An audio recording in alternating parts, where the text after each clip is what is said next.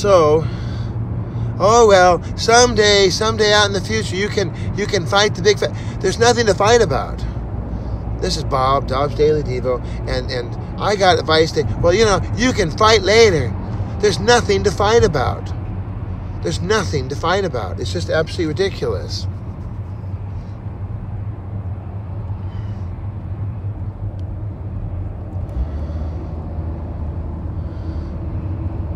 It's like Barney Fife and the Andy Griffith Show. He was always just aching for something to happen. He was just aching for somebody to do something wrong so he could pull out his pistol with his one little bullet. He was just couldn't wait.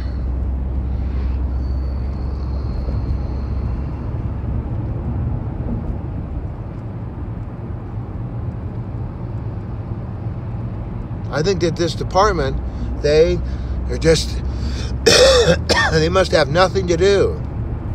They're just aching for something to go wrong, something to be bad, so they can have a report to write. Because as I say, they want to make a lot of money. And if they don't have anything going on that's bad, then they don't make their money. So they got to go out and they got to drum up business. If somebody turns a family in, oh, we're going to make it happen. We will make sure. This mattress isn't soft enough. This blanket isn't warm enough. This milk isn't cold enough. This home isn't nice enough. And then we're gonna write in a script and a narrative that never happened, so that we're gonna pile it on.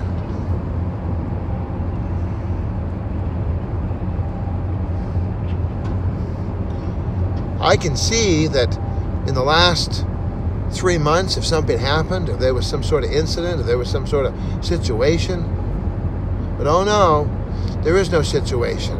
There is no wrongdoing. There's no evildoer. There's nothing.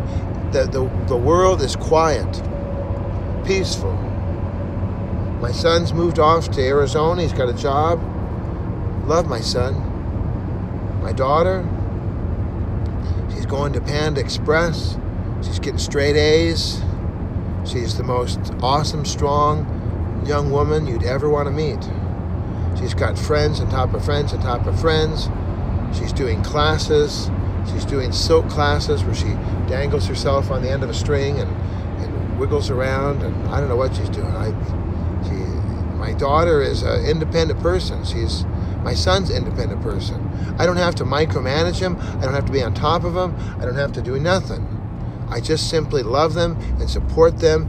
And my son, I talk to him every day just about. And my daughter, I whatever she wants, I get it for her, and I do whatever I can to make her happy. And but she's really wants to just be left alone. She wants to just live her life, and that's a good thing, because in the formative years, in these early years, I was right there for him with everything, water bottles and scotch tape and Band-Aids and trips to the cheerleading and trips to diving and trips to football and trips to the theater group and trips to singing lessons and whatever she wanted, piano lessons. I was right there. I made sure they were on time, made sure they were safe and they were whole.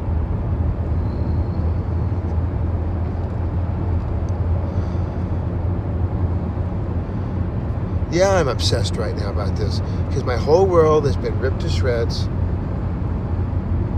Now I get the word, don't talk to anybody, and nobody talk to Bob. Let's isolate Bob into some sort of, I was in jail for 30 days, and there was a transvestite. Nothing wrong with transvestites. They got in these bathrooms now that we can use anytime we want. It's awesome. Used to go to the fast food place. They'd have the boys' restroom and the girls' restroom. Now it's restrooms. I like it because you can go into any restroom as long as there's, it gives you a double shot. I think it makes sense. Why would they have boys and girls when they're both fine? Because, of course, historically, boys would spray the whole bathroom with urine everywhere. Let's spray it everywhere. And they'd leave the toilet seat, up, and they'd have urine everywhere, and they'd messes, and boys are pigs, as they say. They just don't care about cleanness and neatness. We've talked about this before. when I go in, I wipe everything down. I pick up the floor. I wipe in front of the bowl. Even yesterday, I went to a family member's house, and they don't wipe the bowl. They don't. I don't know. They're very nice people, but they just don't. Apparently, it isn't. Cleaning is just not on their regimen, And me, I'm Mr. Clean, so. So I took and I wiped off. I even took off a label. A label was on the bowl that had been there since the toilet had been put in, and the toilet's been there for years. So I'm like, no one's ever wiped this toilet bowl off. No one's ever decided, And I've been there for a long time. I never did it either. But yesterday, I just got a bug in my bonnet, and I thought I got to wipe this toilet down. I got to get this thing cleaned up. So I just looked at it. Well, this needs to be done.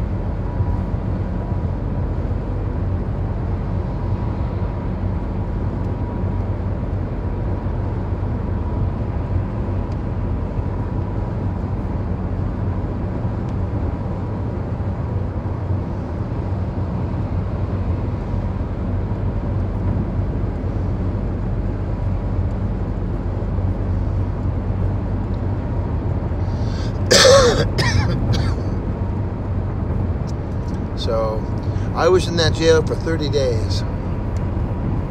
And this transvestite would always go to the glass and...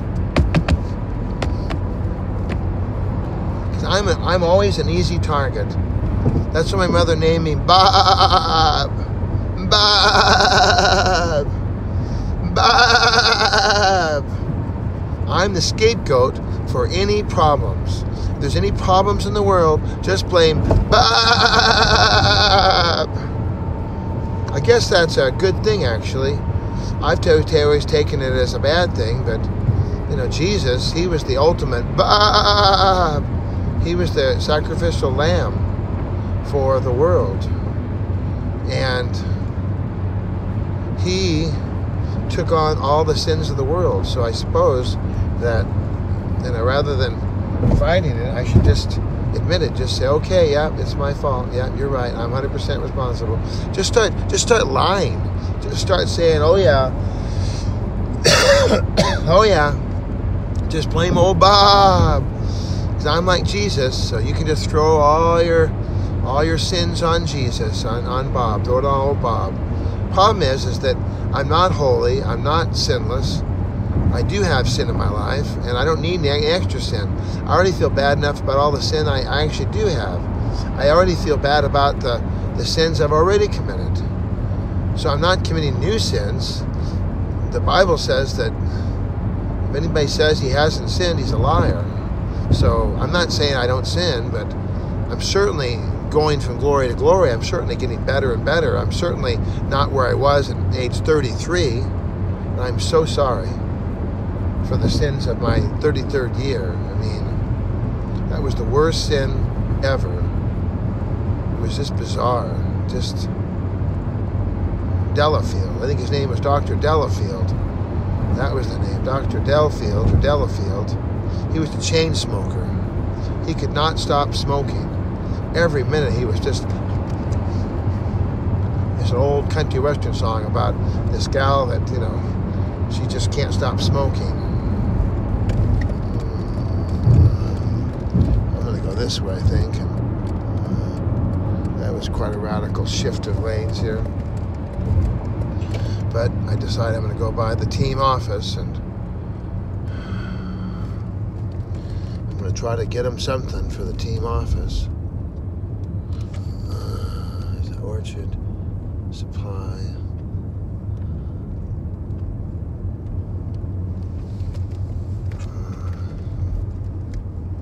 Orchard. So, I mentioned the transvestite because the transvestite liked to blame me for everything. But one time, there was four people in this little tiny old-fashioned cell here. It was the MESO unit, medical isolation unit. They stuck me in there because I was scared, and I felt as though, look, there's a bank I can go to. I can go to that bank and get some money out.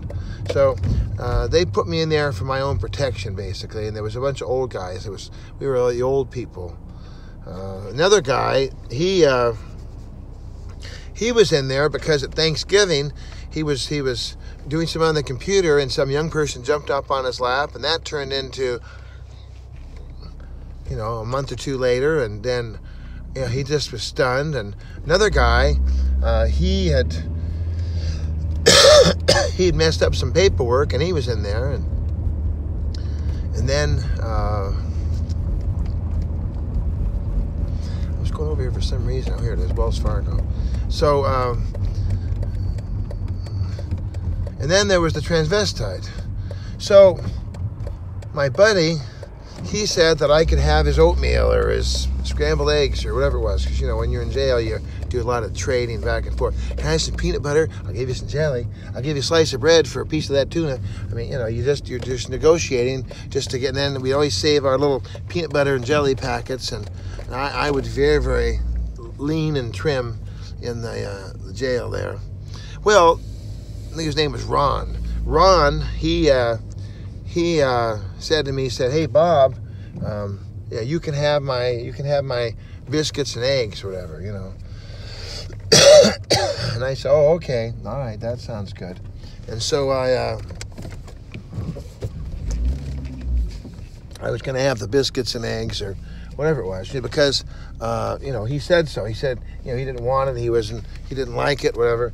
So that was already decided. It was all going to happen, and yet, whatever the person's name was, they took him, gobble him up. And I'm like, wait a minute here. I just gave you, I got a care package from the family, and they gave me some of the stuff I didn't want. I didn't want it. But I gave it to this other person, to the transvestite person. And they'd already gotten that, and now they're taking my breakfast. I'm like, hey, so I'm like, here, why don't you just take this stuff too? Just take it all. Since you're just, I didn't call them a pig, but basically they were being very, very piggish, just gobbling everything up. And they're the ones that would stay up late at night and washing, and at 11:30 at night when all the lights were out, they're making this noise. I'm trying to sleep, and so I remember the person said, well, it's jail, it's not a hotel. It's jail, not a hotel. But they would run to the gate. So one time, I was up on my bunk. I was just, and so the sheriff said, "Come on out here," and they talked to me, and then they put me back in. And now you any more like that, and we're going to put you in the hole. We're going to go to the hole. I'm thinking, over a little scrambled egg, I'm going to go to the hole. Well, I'll tell you, I'm in the hole right now. I feel like I'm in the hole. I got people looking in on me like a zoo character, and what'd you do? And what is that? And I want all the facts. And that can't be true, because look at all this is happening. This is unbelievable. Oh my God. Oh my God. Look at what'd you do? Oh my land. Oh man. And I mean, to put me into the hole, along with Stoner, whoever the other convict are, how'd you get in the hole? This wouldn't happen, because if you're in isolation, you're not going to talk to people. But why are you in here? Why, I shanked the warden's granddaughter. Why are you in here? Why, I killed 5 inmates. Why are you in here? Well, I had a plot to bomb the university. And why are you here? Well, because I had some scrambled eggs, and I didn't. I mean, that's really what it is. People just love to pick on me. And you can't tell me why. I don't know why. I'm just an easy target. I'm just an easy target. Just pick on old Bob. Bob! And I'm trying to be strong, but I'm a good, loving, kind, honest, God-fearing, Jesus-loving, worshipful person. And so somehow I'm just, there he is. Let's get him, John. Well, call me if you care. No one calls, but you can try. 1-213-713-8954.